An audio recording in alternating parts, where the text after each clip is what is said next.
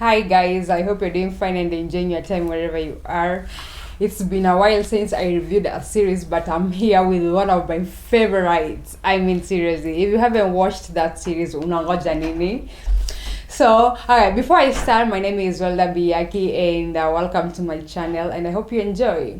So, today I'm here to review the series The Mentalist. I mean, honey, that's one of the finest series out there. The series that were finer before duplication was something in Hollywood.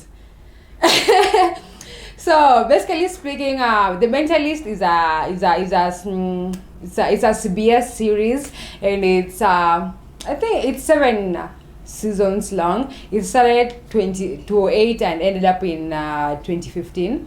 And the story itself, so The Mentalist revolves around this team of CBI,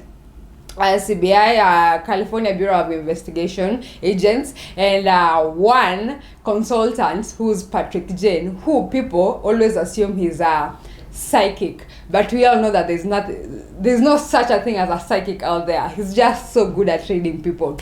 So the series itself begins in season 1, which begins with we are beginning with when the series starts, it doesn't begin at the beginning of their relationship, or rather it starts at the middle. So we pick up from where they are at the moment, where he's consulting for the CBI, and then over time we have we have flashbacks, we have talks about what happened to him that led him to this point in life where he's working for the CBI.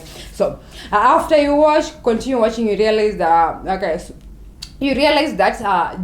Patrick Jane, who's the consultant, used to be a psychic and he used to tell people he's a psychic and used to con them for money, until one day it went sour, and this serial killer, Red John, ended up killing his family, his wife and child. And so he's in the bureau helping the CBI agents, which in this case is the team led by Teresa Lisbon, who's like, oh, she's so cute, like you. So the team he's helping consists of Teresa, Kimball Cho, there's Wayne Rigsby, and there's Grace, and it's just the perfect team to work with. Like seriously, whoever did the casting out there was amazing, but I'm not there yet. So he's helping them solve their normal cases, and while at the same time he's trying to work out and find out who Red John is, and help solve help solve cases by Red John. Actually, in this case, they're playing each other. It's like Sherlock and Moretti. Is it Moretti? I would say Moretti. I'm not sure if I'm pronouncing it well. They're arch nemesis. They have to be. One can't be without the other. So it's like Red John, his name. Sometimes he's playing John. He's leaving him bodies behind so that he can chase him, and it's just. It's exhausting at some point, but like it's amazing. So the chasing of Red John is the main plot of the series from the beginning until when it gets resolved in season 6, and apart from that, each episode is the series is episodial. So each episode has independent story apart from the main plot, which is the Red John plot, and then. That's it actually. Yeah, it's episodial, so you can actually start at some point. You can start anywhere to watch it, but like the advice you actually start at the beginning. It's not like me when I'm like, there are those series I find like season 2, I'm like, okay, let me just watch and see. But it would be amazing to actually join the team at the beginning, and then you see how things are working out with the team, this connection they have. It's amazing. Like, still, this is one of the best series out there. This is one of the best series for me out there, apart from the other one is Criminal Minds for me.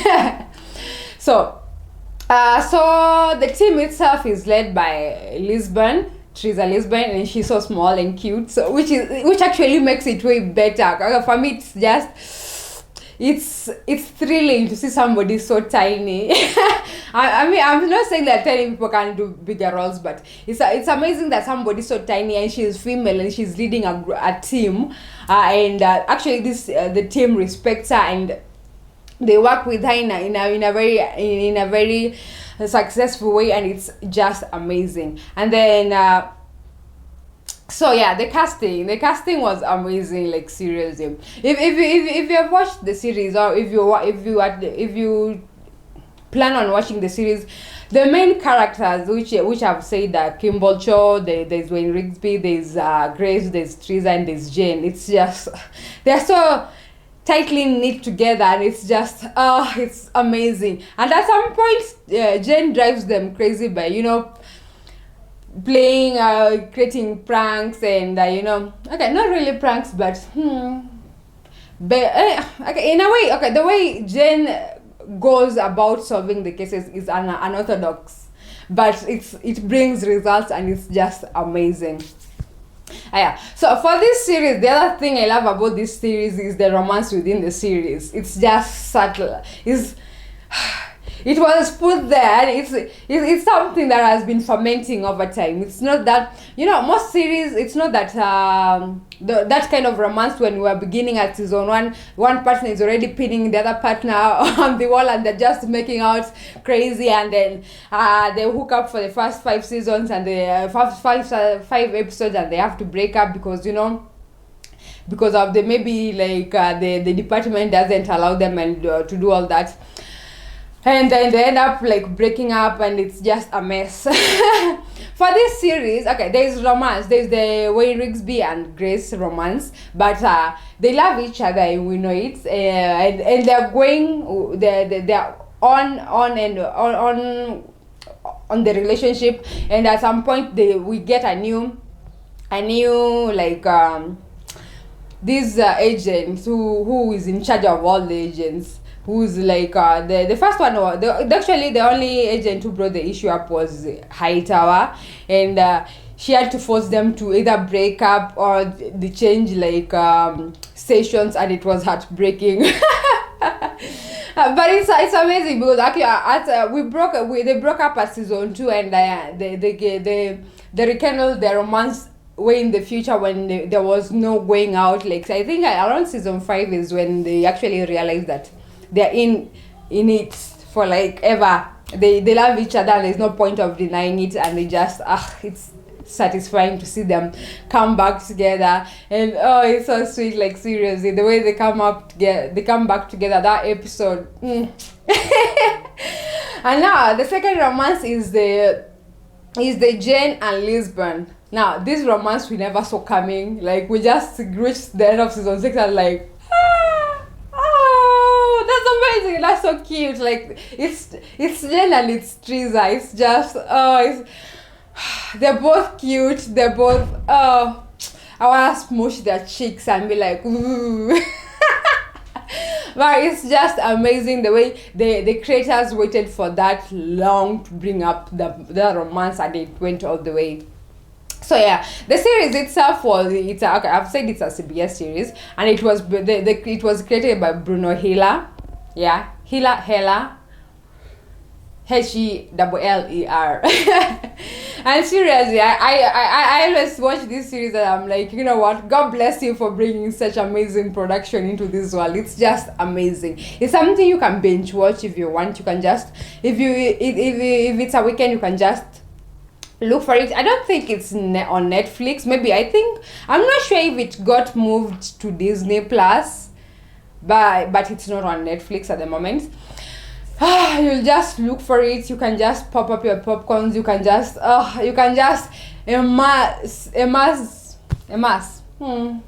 submerge yourself in I feel like it's the same thing. You can get lost in this world that it's just amazing, and enjoy this drama. And at the end of the day of the series, you'll be grateful you came upon such a production. So the series itself is a detective series, and yeah, it's a detective. I can't say it's drama. It's detective. There's a drama, but slightly bits, but it's just amazing. The touch of everything is amazing. And yeah, so like the camera movements, camera angles, they are TV basics. I've talked about this before. TV shows don't have like complex movements and angles, so they go for basics, but it's still, it's the way they shot the film, the series rather, the all the aspects of production were well executed, and it's just amazing. So this series, yeah, it's 7 seasons, as I've said, and it's something that is worth watching. If you haven't watched it, tafadhali ebu watch. Trust me, it will just bring you the best of the best, because nowadays there are series, you get hooked to a series and you watch one season and it's cancelled, or you watch those series that are stretched where a series was supposed to end at season 2 but ends up stretching to season 5, and you're like, Jesus Christ, can something just I don't know. Nowadays Hollywood productions are not that original. Yes, they're not that original. They're like you're like rewinding, but in a different series. It's like if you have watched Hawaii 5-0 and then you watch Magnum PI, the recent one, not the 1990s one. I feel like there's I would say 1990s one, but like the previous one, the one which was produced in 2019. If you have watched Hawaii 5-0 and then you watch Magnum PI, you'll be like, I've watched these things already. So it's like they duplicate other productions and they run the same thing, and we are just here and consuming them, and we are like seriously. But this series is original. It's amazing.